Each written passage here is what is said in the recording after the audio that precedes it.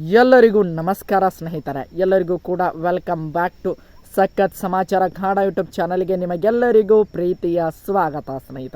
ಸ್ನೇಹಿತರೆ big boss Kannada season 11 ತುಂಬಾ interesting ಆಗಿ ಸಾಗ್ತಾ ಇದೆ ಅಂತಲೇ ಹೇಳ್ಬೋದು ಸ್ನೇಹಿತರೆ. ಈಗ 14ನೇ ವಾರದ ಮುಕ್ತ ಹಂತಕ್ಕೂ ಕೂಡ ಬಂದು ತಲುಪಿದೆ ಅಂತಲೇ ಹೇಳ್ಬೋದು ಸ್ನೇಹಿತರೆ. ಈ ವಾರ ಯಾವುದೇ ರೀತಿಯಾಗಿ ಗೇಮ್ ಪ್ಲೇಗಳು ಇರಲಿಲ್ಲ ಅಂತಲೇ ಹೇಳ್ಬೋದು, ಕೇವಲ ಫ್ಯಾಮಿಲಿ ವೀಕ್ ಮಾತ್ರ ಆಗಿತ್ತು ಅಂತಲೇ ಹೇಳ್ಬೋದು ಸ್ನೇಹಿತರೆ.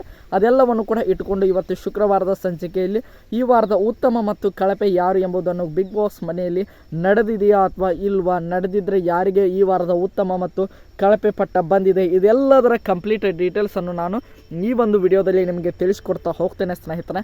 ಅದಕ್ಕೋಸ್ಕರ ನಮ್ಮ ಚಾನಲ್ಗೆ ನೀವಿನ್ನು ಸಬ್ಸ್ಕ್ರೈಬ್ ಮಾಡ್ಕೊಂಡಿಲ್ಲ ಅಂದರೆ ಎಲ್ಲರೂ ಕೂಡ ಚಾನಲ್ಗೆ ದಯವಿಟ್ಟು ಸಬ್ಸ್ಕ್ರೈಬ್ ಮಾಡ್ಕೊಳ್ಳಿ. ಹಾಗೆ ಪಕ್ಕದಲ್ಲಿರುವಂತಹ ಬೆಲ್ ಐಕನ್ನ ಮಾತ್ರ ಯಾವುದೇ ಕಾರಣಕ್ಕೂ ಕ್ಲಿಕ್ ಮಾಡೋದನ್ನು ಮರೀಲಿಕ್ಕೆ ಹೋಗಬೇಡಿ ಸ್ನೇಹಿತರೆ. ಬನ್ನಿ ಸ್ನೇಹಿತರೆ, ವಿಡಿಯೋನ ಶುರು ಮಾಡೋಣ. ನಿಮಗೆಲ್ಲರಿಗೂ ಕೂಡ ಗೊತ್ತಿರೋ ಹಾಗೆ ಈ ವಾರ ಒಂದು ಫ್ಯಾಮಿಲಿ ವೀಕ್ ಆಗಿತ್ತು ಅಂತಲೇ ಹೇಳ್ಬೋದು. ಒಂದೊಂದು ದಿನದಂತೆ ಒಂದು ದಿನದಲ್ಲಿ 3 ಜನ ಕಂಟೆಸ್ಟೆಂಟ್ಗಳ ಫ್ಯಾಮಿಲಿ ಮೆಂಬರ್ಸ್ ಬಿಗ್ ಬಾಸ್ ಮನೆಗೆ ಎಂಟ್ರಿ ಕೊಡ್ತಾ ಬಂದರು ಅಂತ ಹೇಳ್ಬೋದು ಸ್ನೇಹಿತರೆ.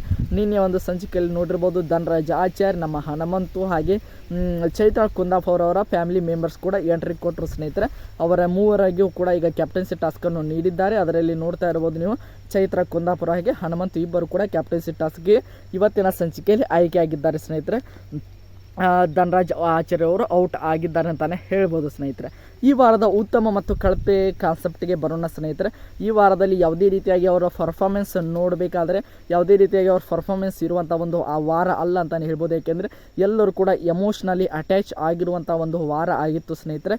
ಇದನ್ನು ಗಮನದಲ್ಲಿಟ್ಟುಕೊಂಡಂತಹ ನಮ್ಮ ಬಿಗ್ ಬಾಸ್ ಈ ವಾರದ ಒಂದು ಕಳಪೆ ಮತ್ತು ಉತ್ತಮ ಪ್ರದರ್ಶನದ ಒಂದು ಕಾನ್ಸೆಪ್ಟನ್ನು ನಡೆಸಿದ್ದಾರಾ ಇಲ್ವಾ ಅಂತ ನೋಡ್ತಾ ಹೋಗೋದಾದರೆ ಸ್ನೇಹಿತರೆ, ಅದನ್ನು ಈ ವಾರ ಬಿಟ್ಟಿದ್ದಾರೆ ಅಂತ ಹೇಳ್ಬೋದು. ಅಂದರೆ ಈ ವಾರ ಬಿಗ್ ಬಾಸ್ ಮನೆಯಲ್ಲಿ ಅಂದರೆ ಬಿಗ್ ಬಾಸ್ ಕನ್ನಡ ಸೀಸನ್ 11ರಲ್ಲಿ 14ನೇ ವಾರದಲ್ಲಿ ಯಾವುದೇ ರೀತಿಯಾಗಿ ಉತ್ತಮ ಮತ್ತು ಕಳಪೆ ಕಾನ್ಸೆಪ್ಟ್ ಇರುವುದಿಲ್ಲ ಅನ್ನುವಂತಹ ಮಾಹಿತಿ ಬರ್ತಾ ಇದೆ ಸ್ನೇಹಿತರೆ. ಈ ವಾರದಲ್ಲಿ ಮಾತನಾಡ್ತಾನೆ ಹೇಳ್ಬೋದು. ಯಾಕೆಂದರೆ ಈ ವಾರದಲ್ಲಿ ಅವರು ಯಾವುದೇ ರೀತಿಯಾಗಿ ಪ್ರದರ್ಶನ ತೋರಿಸುವಂಥ ಯಾವುದೇ ರೀತಿಯಾಗಿ ಟಾಸ್ಕ್ಗಳು ಕೂಡ ಬಂದಿಲ್ಲ. ಅದರ ಜೊತೆಗೆ ಯಾವುದೇ ರೀತಿಯಾಗಿ ಈ ವಾರದಲ್ಲಿ ಉತ್ತಮ ಮತ್ತು ಕಳಪೆಯನ್ನು ಇಡುವಂತಹ ಒಂದು ಅನಿವಾರ್ಯತೆ ಕೂಡ ಇಲ್ಲ ಅಂತ ಬಿಗ್ ಬಾಸ್ ಈ ವಾರದಲ್ಲಿ ಒಂದು ಉತ್ತಮ ಮತ್ತು ಕಳಪೆ ಕಾನ್ಸೆಪ್ಟನ್ನು ಬಿಟ್ಟಿದ್ದಾರೆ ಅನ್ನುವಂತಹ ಮಾಹಿತಿ ಬರ್ತಾ ಇದೆ ಸ್ನೇಹಿತರೆ. ನೋಡೋಣ ಇದು ಎಷ್ಟರ ಮಟ್ಟಿಗೆ ಕರೆಕ್ಟ್ ಇದೆ ಅಂತ. ಎಪಿಸೋಡ್ ಬರೋವರೆಗೂ ಕೂಡ ನಾವೆಲ್ಲರೂ ಕೂಡ ವೇಟ್ ಮಾಡಿ ನೋಡೋಣ ಸ್ನೇಹಿತರೆ. ಆದರೆ ನನಗೆ ಬಂದಿರುವಂಥ ಮಾಹಿತಿ ಪ್ರಕಾರ ಈ ವಾರ ಯಾವುದೇ ರೀತಿಯಾಗಿ ಉತ್ತಮ ಮತ್ತು ಕಳಪೆ ಇರುವುದಿಲ್ಲ ಅನ್ನೋಂಥ ಮಾಹಿತಿ ಬಂದಿದೆ ಸ್ನೇಹಿತರೆ.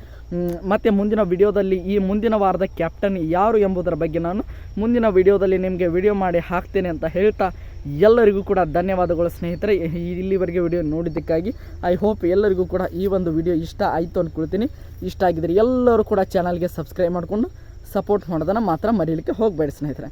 ಮತ್ತು ಮುಂದಿನ ವಿಡಿಯೋದೊಂದಿಗೆ ನಿಮ್ಮ ಜೊತೆಗೆ ಸಿಗ್ತೀನಿ ಅಂತ ಹೇಳ್ತಾ ಎಲ್ಲರಿಗೂ ಕೂಡ ಧನ್ಯವಾದಗಳು. ಹೀಗೆ ಸಪೋರ್ಟ್ ಮಾಡ್ತಾಯಿರಿ.